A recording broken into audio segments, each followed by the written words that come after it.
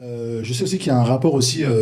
Parfois, tu me parles aussi il y avait un enjeu, c'est-à-dire que dans certains pays, tu ne peux pas investir, lié à peut-être le climat politique de l'endroit ou autre. Ça aussi a une importance. L'endroit où investir, il y a des pompes, je sais qu'il y a des endroits où c'est un peu zone rouge.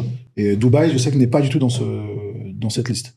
Non, en effet, il y a des territoires non coopératifs. C'est une liste qui a été dressée, donc il y a une liste nationale et une liste européenne qui sont mises à jour très régulièrement et on peut les vérifier très régulièrement. Sur la doctrine administrative. Ces États-là, c'est pas qu'on peut pas investir là-bas, c'est que vous avez d'énormes restrictions et surtout vous avez une imposition à hauteur de 75% des montants qui sont dans ces pays-là, puisque ces pays-là ne communiquent pas avec la France. C'est des pays qui n'ont pas de convention, qui ne communiquent pas avec la France, et donc là, on va présumer en effet qu'il y a une fraude fiscale, puisque en fait, il n'y a pas de traçabilité. Or, à Dubaï, aujourd'hui et surtout depuis 2023, quand vous investissez dans des projets, il y a une comptabilité, il y a une traçabilité, il y a une communication qui a lieu avec la France. Et donc, dès lors, en plus de ça, qu'il y a eu une convention qui a été mise en place, Dubaï n'est pas une zone rouge.